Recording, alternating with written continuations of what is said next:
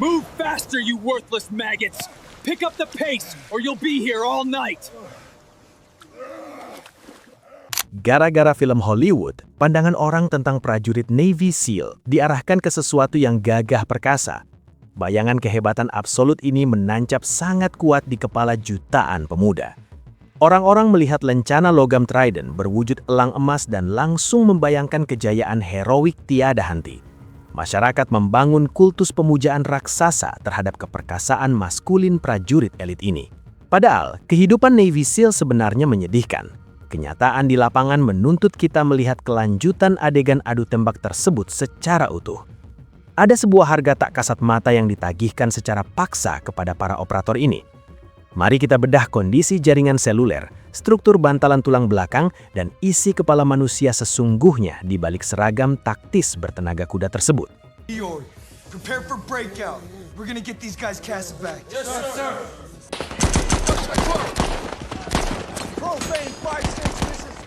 Fase penghancuran tubuh manusia ini dimulai bertahun-tahun sebelum mereka memegang senjata mematikan di zona konflik Timur Tengah. Proses seleksi Basic Underwater Demolition SEAL menyaring ribuan kandidat melalui siksaan jasmani tingkat ekstrim. Puncak dari seleksi brutal ini bernama Hell Week. Selama 5,5 hari penuh, instruktur memaksa para kandidat terus bergerak memikul balok kayu raksasa. Suhu tubuh mereka menerosot drastis akibat rendaman air es lautan. Mereka berguling menelan pasir berlumpur di pinggir pantai. Para instruktur meneriakan rentetan perintah kasar sejengkal dari telinga mereka untuk memancing batas emosi. Waktu tidur dipangkas habis hingga menyentuh angka 0 selama lebih dari 100 jam berjalan. Halusinasi visual dan auditori menyerang saraf mereka dengan sangat agresif. Kandidat mulai melihat bayangan monster yang merangkak keluar dari balik deburan ombak. Proses penyiksaan ini adalah ujian ketahanan mental absolut. Otak manusia secara konstan menjerit, menuntut tubuh untuk segera menyerah dan ambruk di atas pasir basah. Otot-otot paha dan betis mengalami kejang hebat saat menahan beban perahu karet berbobot ratusan kilogram di atas kepala. Instruktur militer secara aktif mencari segelintir manusia yang berani menentang insting bertahannya sendiri. Mereka mengincar pria-pria yang secara sadar memilih untuk melangkahkan kaki saat seluruh sistem biologis tubuhnya sudah hancur lebur. Angka kegagalan mencapai batas yang sangat mengerikan. 70 hingga 80% kandidat akhirnya berjalan gontai menuju tiang kuningan dan memukul lonceng tanda mundur dari seleksi. Pelatihan ini dirancang secara khusus untuk mematahkan rangka dan kewarasan peserta secara metodis. Pria-pria pemakai lencana elit ini adalah mereka yang paling mampu menoleransi kerusakan fisik permanen pada badan mereka sendiri. Konsekuensi fisik ini langsung menagih bayaran mahal pada hari pertama mereka menyandang status dinas aktif. Tubuh para kandidat lulusan terbaru ini sudah menimbun cedera kronis tingkat lanjut dari masa pelatihan. Tulang rawan penahan beban di kedua lutut mereka menipis sangat drastis akibat benturan konstan di jalanan aspal.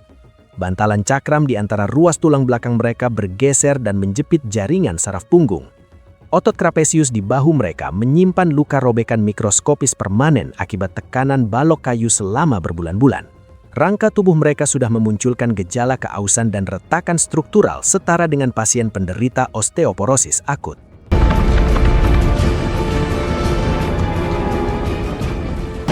Good! Backside's clear. Rock it out!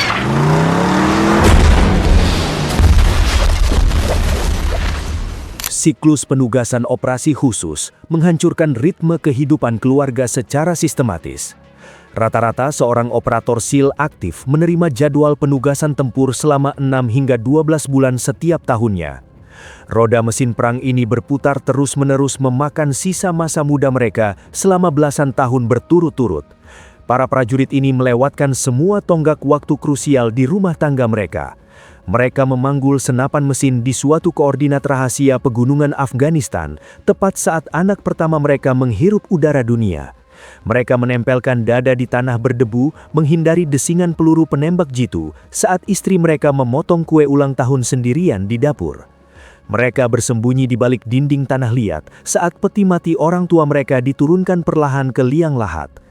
Angka perceraian di komunitas operasi khusus meroket tajam, meninggalkan batas rata-rata kesatuan militer reguler. Kepulangan mereka ke rumah selalu membawa benturan realitas yang sangat keras. Pintu depan terbuka, dan sang operator melangkah masuk ke dalam ruang tamu yang terasa asing. Anak-anak kandung mereka menatap sang ayah sebagai sosok pria misterius yang jarang menampakkan diri. Istri mereka telah membangun tembok pertahanan emosional baja di dada mereka. Para wanita ini terbiasa memutar roda urusan rumah tangga, melunasi tagihan bulanan, dan merawat anak sakit secara mandiri. Secara otomatis, sang prajurit membawa mode tempur mematikan ke meja makan keluarga. Sistem syaraf mereka terkunci mati pada tingkat kewaspadaan maksimal. Saat duduk menikmati makan siang di restoran pizza biasa, mata sang operator terus memindai pergerakan setiap pengunjung. Tubuhnya secara instingtif mencari kursi kosong yang menempel ke dinding dan menghadap langsung ke arah pintu masuk.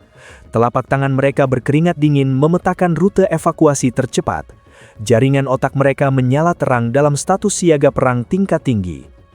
Tekanan mental tersebut berjalan beriringan dengan hancurnya anatomi mereka. Cedera punggung ringan yang terus diabaikan menumpuk menjadi degenerasi rangka kronis yang mematikan.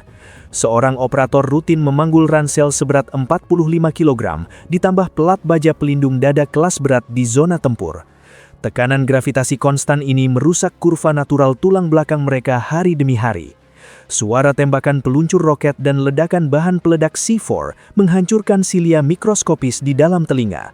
Gendang telinga mereka berdenging permanen menyerap trauma suara. Tulang rawan di setiap persendian engsel habis terkikis gesekan antar tulang secara langsung. Pria-pria elit ini terpaksa menyerahkan senjata dan pensiun di usia awal 30-an. Mereka bangun dari atas kasur menahan rasa sakit sendi layaknya pria tua renta. Rutinitas lari jarak jauh sambil memikul peralatan berat setiap pagi justru mempercepat proses penghancuran bantalan skrup alami di tubuh mereka.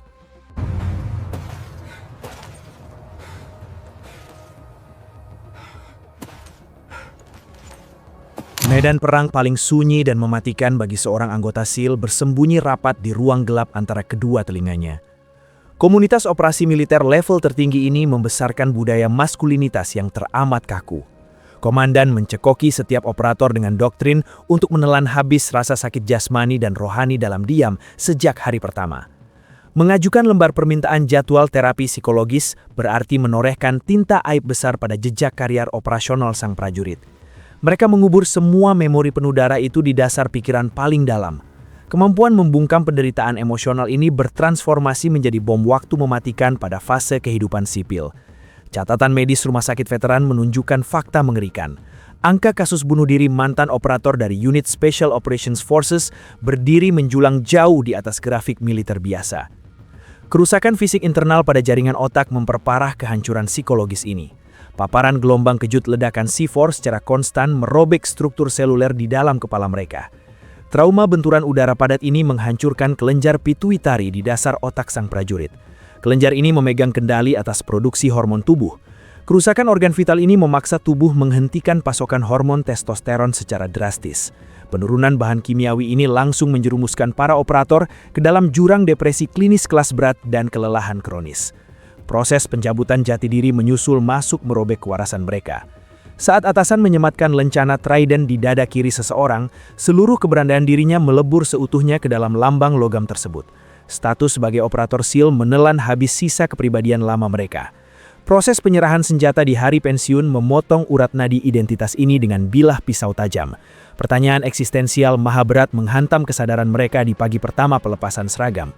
Sebuah ruang hampa menganga lebar di dalam dada kiri mereka. Para veteran ini menatap pantulan cermin dan gagal mengenali wajah mereka sendiri. Ribuan veteran mengisi lubang keputusasaan ini dengan menenggak botol minuman keras dosis tinggi. Mereka menelan genggaman pil pereda saraf setiap malam menjelang tidur.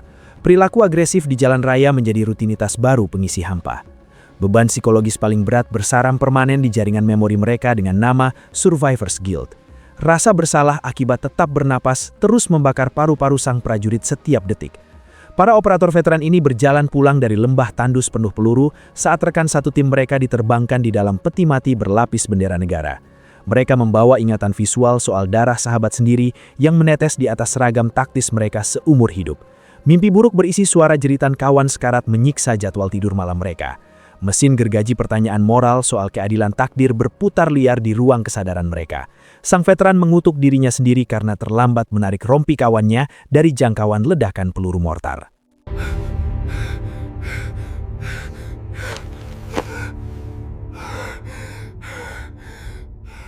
Langkah kaki pertama seorang veteran di jalanan kota sipil memberikan sensasi disorientasi skala penuh. Jadwal kehidupan mereka selama belasan tahun diatur sangat ketat oleh tujuan misi yang beresiko tinggi. Struktur rantai komando memberikan arahan mutlak pada setiap tarikan nafas. Dinamika kehidupan normal di perumahan kota terasa sangat hampa dan membingungkan otak mereka. Mantan tentara elit ini duduk mematung di dalam kubikel kantor perusahaan swasta yang sempit. Lampu neon putih yang menyilaukan menyorot tajam tumpukan kertas laporan di atas meja kerja. Rapat mingguan divisi pemasaran mengenai persentase target penjualan produk terasa seperti lelucon paling dangkal di dunia. Pertengkaran kecil antar karyawan memperebutkan lahan parkir memicu ledakan kebingungan hebat di kepala sang operator. Disorientasi eksistensial ini merampas kesabaran dan kewarasan mereka pelan-pelan setiap jamnya. Sistem dukungan administratif dari pemerintah pusat terbukti lumpuh menghadapi mesin tempur ciptaan mereka sendiri. Departemen Urusan Veteran kewalahan menangani panjangnya antrian mantan prajurit yang meminta pertolongan medis. Sistem birokrasi raksasa ini dibangun menggunakan standar sipil dan keluhan militer reguler.